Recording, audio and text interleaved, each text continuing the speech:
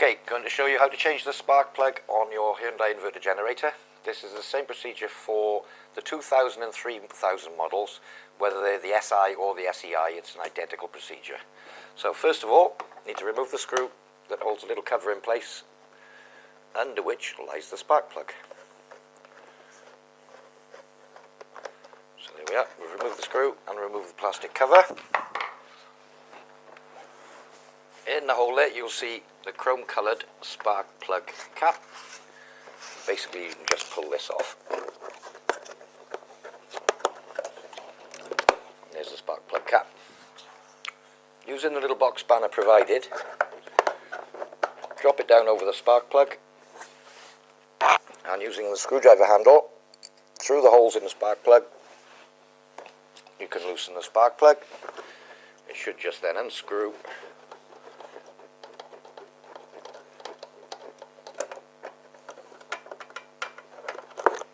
There we are, we've removed the spark plug. Now, in the older models they would have been fitted with a CR7 HSA spark plug. We now recommend, just it seems to perform better and last longer, the CR6 HSA. It's an NGK spark plug. That's the CR6 HSA. Now quite often on these 2 and 3000 models the spark plugs come without the little cap. So you'll need to keep the cap off your previous spark plug.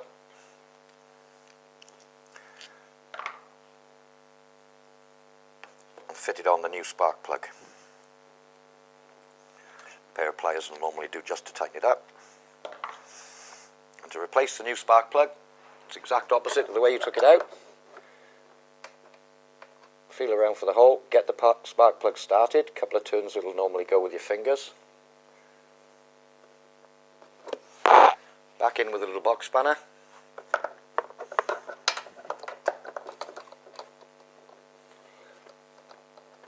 Keep turning until you feel the resistance,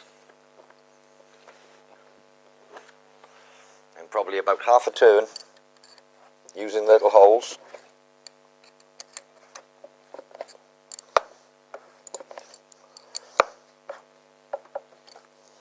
Just to tighten it down on the collapsible washer. And then replace the spark plug back onto the cap, back onto the plug. You'll notice it's got a little shroud on it. And you'll see that there's a shape in the generator that fits into, so it's pretty simple. Over the plug, push it down firmly until you feel a click, and that's the spark plug cap replaced. Back on with a little flap, do up the screw, and that's it, spark plug changed.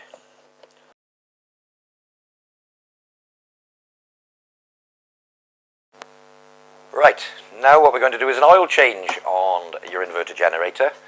Again, it's the same with the 2 and 3000 models, SEI or SI. It's an identical procedure for the oil change, so this will cover all of them. What you're going to need, obviously, pot of fresh oil. Now, often get asked what's the grade. 1030 oil or 1540 will do. Either one, both fine. Nothing synthetic or anything like that, just basic engine oil, 1030 or 1540. We'll need a waste oil container, the oil drain tube, which is threaded on one end, which comes with the inverter kit, and a basic crosshead screwdriver. So first thing, remove the door.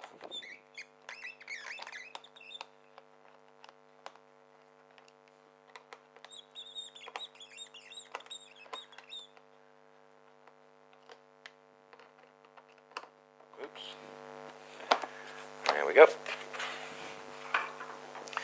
Right, this is the oil filler plug, and is also where you take the oil out from. So I'd recommend you tilt the generator back in case it's overfilled with oil, and remove the plug.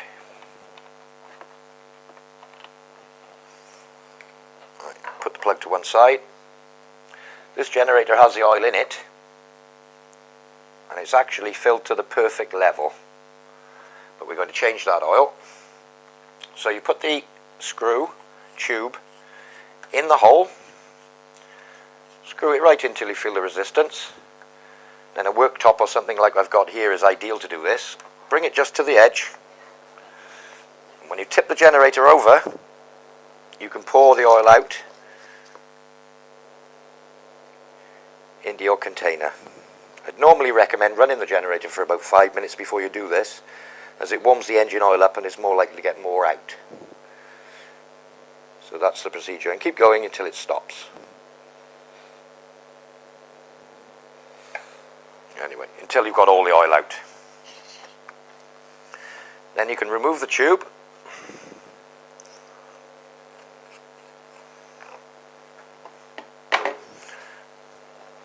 Then using your jug that comes with it with your 1030 or 1540 oil, tip the generator back again and you can fill the oil with the spout from the jug.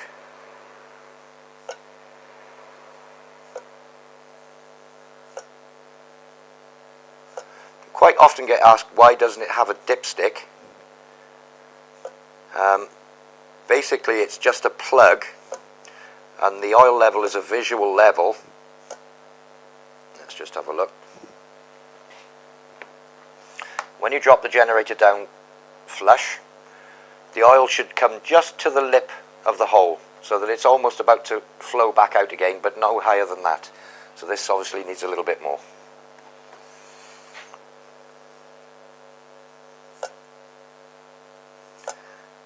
When we've got the right amount, we'll do a little close-up of that for you so you can see exactly where the oil should be.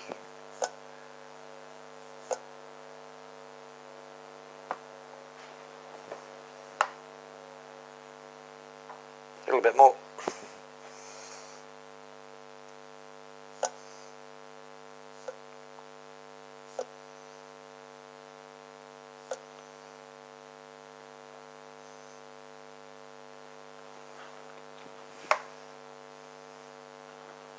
And a little bit more. The oil level on these generators is quite critical, as there's a sensor in the bottom of the engine, and if the oil gets low it'll kill the spark and you won't be able to start your generator.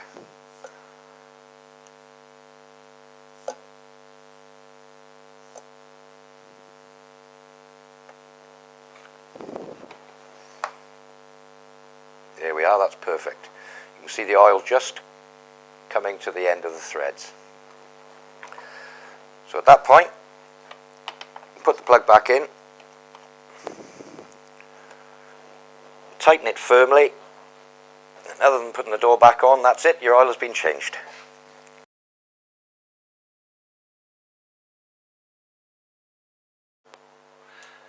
Right, next step, we're going to show you how to clean the carburettor.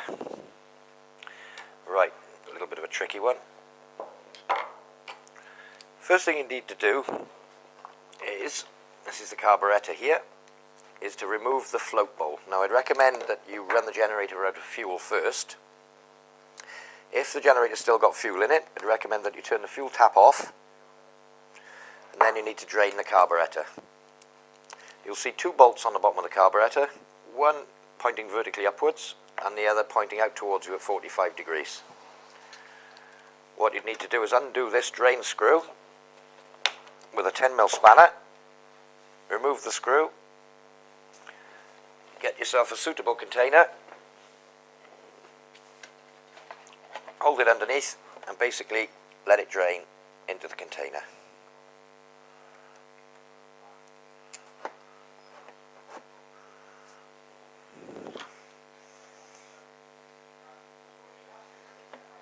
There we are. That's removed the majority of the fuel. So, I've actually got a carburettor here, which is going to make it much easier for you to see what I'm actually doing than doing it on the generator. So, having drained the carb of all its fuel, we undo the vertical bolt and remove the float chamber. In an older model, if you've had water in the fuel or been left for long periods of time with water in the fuel, you'll see rust in the bottom of the float bowl. Typically this can cause problems because particles of rust will actually enter the carburettor and cause blocked jets, all sorts of problems. If you do have rust in your float bowl after a couple of years of use, or you've had water in the petrol at any time, you can certainly get these replaced in our spares department. Right, the next step is to remove the float. You'll see this little pivot pin, which basically can pull straight out of the hole. Here's the little pivot pin. And then you can withdraw the float. The little float has a little rubber needle on the end, which you can just clean off if there's any debris or anything on the float. The next step, down inside the hole where the main bolt came out of, is the main jet. You need a fairly narrow screwdriver. You can get onto the main jet and basically you can just unscrew the main jet. A little bit more. Your carburettor will be this way up and it should just follow you out.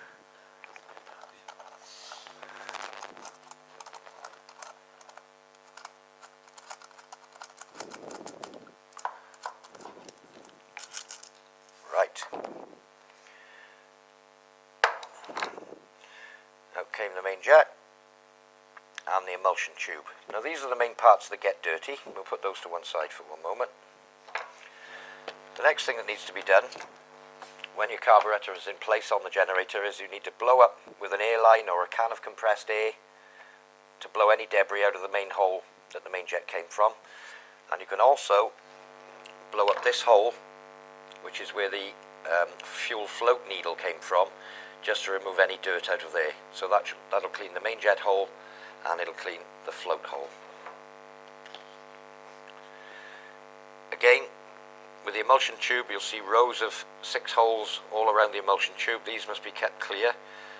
If they are severely blocked, you can use the fine point of a needle to clean them. There's also a couple of small holes in the end here, and similarly a narrow hole all the way through the centre. All these need to be clear, and I'd recommend, if you do get any blockages, you can do it with a small needle. And then carburettor cleaner spray would be just as good. That'll clean any debris off the emulsion tube, and to blow it off with an airline or can of compressed air afterwards. Once you've blown everything out and everything's clean, you can replace the emulsion tube. The large end, like a little cotton reel shape, goes in last. So that drops in there. Then the main jet, which also has a narrow hole down through the middle, could be washed in carburettor cleaner, blown out with an airline. Make sure that there's nothing in the hole of the main jet. Oops. And throw it on the floor. No, we don't do that. Right, try again. Take the main jet. As you can imagine, you're going to be doing this way up into the hole. Just hold it in position. Back in with your screwdriver. Screw it back into place.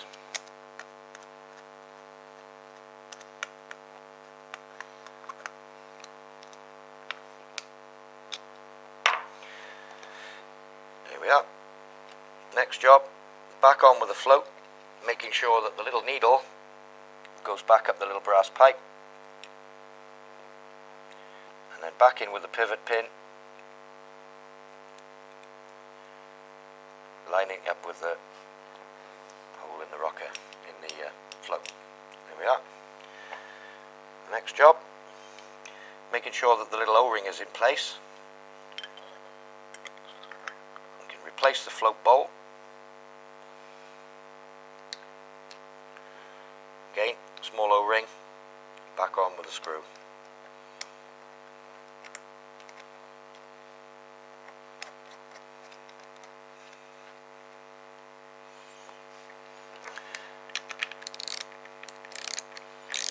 Tighten it back up with either a 10mm socket or a 10mm spanner. And that will be the main part of the carburettor then cleaned.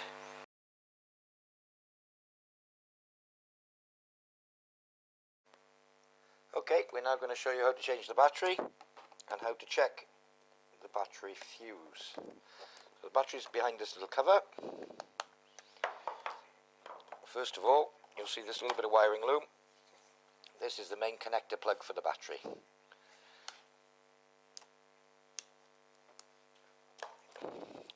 When you receive your generator, this is where you'll have had to connect the battery up when it was new. As you can see, there's a little lug, a little plastic lug, red to red, black to black, pushed together to join. First of all, located in this rubber holder is a 20 amp fuse. Occasionally this fuse can blow.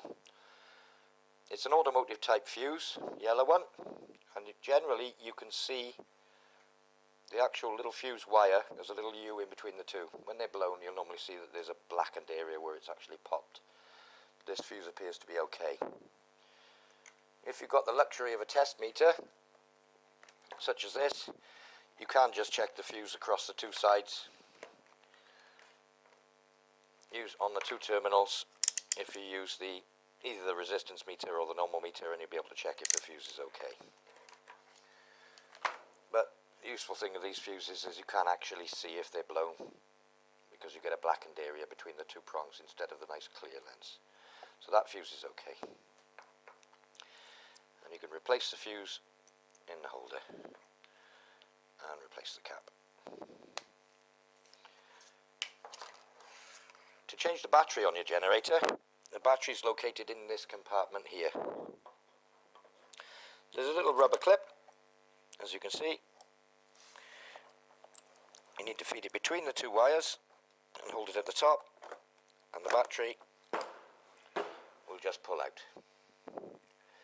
You can charge the battery from a battery charger on the two lugs, any sort of car battery charger. It's a 12-volt battery, or should you be replacing the battery, which is available from ourselves, it's just a case of slotting it back in, making sure there are no obstructions.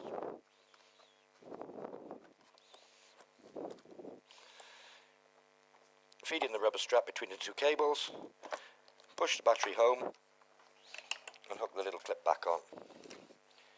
Connect the battery up, tuck the cable in, replace the cover, and you're away to go. Job done.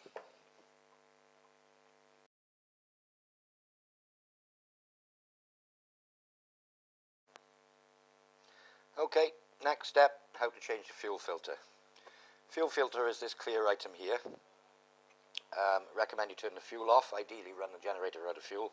This one's actually got a little bit in, but it's not too much of a problem. Right, you'll notice that there's two spring clips, one at the top, one at the bottom, and a rubber pipe coming in and out. Note the way up the fuel filter is. The large flange end pointing up. So you can actually squeeze these with your fingers and move them up and out the way, or alternatively you can do it with a pair of pliers. The rubber pipes themselves are quite stiff on the fuel filter because they will have been on this some time, so you need to just ease them back using a pair of long nose pliers.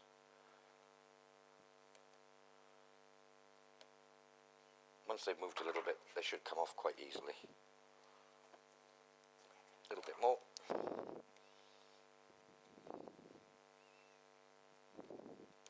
There we are. That's the bottom one off, top one I should say. And the same story with the bottom one. Having removed the fuel filter, you take your new fuel filter, push it completely into the pipe and replace the clip. Push the top completely into the pipe and replace the clip.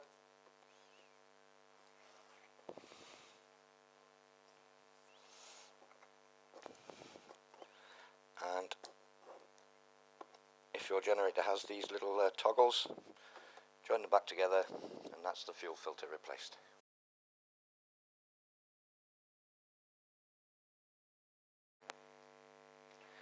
Okay, the next thing is the changing or cleaning of the air filter. Again, this is for the 3000 and 2000 models, whether they be SEI or SI. They're all the same. This little panel here is the air filter. You access it by removing the 3 screws.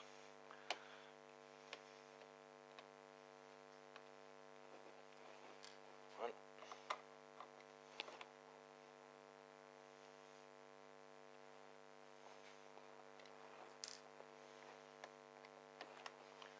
That's the third one. And you remove the air filter cartridge just by pulling it outwards. Now, a little plastic body with a foam filter which will pull away from the body. And notice there's a load of holes in here which locate on all these little pins. So when this air filter is dirty, you'll actually see it, it'll be covered in sort of brown dust or whatever it's picked up from the atmosphere. And to clean it, you can obviously directly replace it with spares that are available from us. Just a case of cleaning off any excess dust from around that and fitting the new air filter and replacing exactly as you took it apart and put the 3 screws back in. Or to clean it, as long as there's no rips or tears, typically you can blow it off with a can of compressed air to start with to get rid of the worst of the dust, or a compressor if you have one. Then you can basically wash it in washing up liquid, fairy liquid, that sort of thing, nice soapy water, wring it out, basically remove any excess water, give it a good squeeze and leave it to dry. Then what you need to do is a few good drips of oil all over the filter, squeeze it all in so that it covers every bit of the foam. Let any excess come off by squeezing it firmly, and it should just feel slightly oily to the touch, but obviously not be impregnated with oil, just a smearing of oil all over. And again,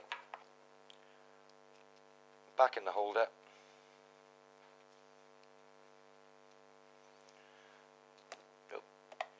and replace into the machine and replace the 3 screws, and that's it.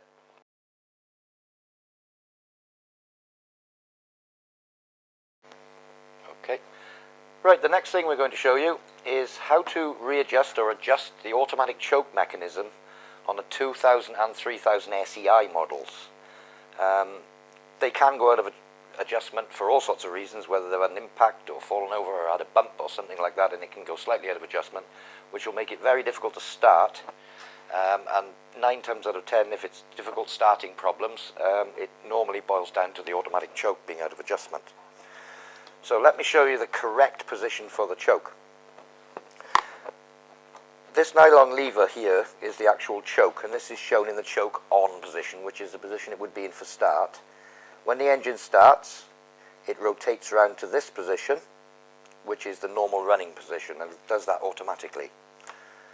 So this is the little vacuum diaphragm valve, which basically when the engine starts pulls on this little piece of cable in this direction, as you can see, and what it does is turns the choke off once the engine is running. When the engine stops, it should go completely out, leaving a little bit of slack in the cable like this, so much so that this lever is pointing fully to the right. And if you can see in this area here, there's a little pin on the top of the carburettor, and there's a little shoulder on the white plastic choke lever which should be touching hard against the pin. If it's in this position, it's correct when the engine is not running, and there should be just a little bit of slack in this cable which you can push, and it doesn't move the plastic lever. When the engine starts, then this diaphragm valve pulls in and will pull the choke to the off position, and that's correct. If when the engine is idle, your choke is somewhere like around here where that pin is nowhere near that lever, that's when it needs adjusting. To adjust this, you can undo this screw, which will release the cable, push this lever fully to the right, leave a little bit of slack in this cable, and tighten the screw back onto the cable. But this is the correct position when the engine is at idle, and there's a little bit of play in the cable without it pulling on the lever. So if it's like this, it's incorrect. If it's like this, it's correct.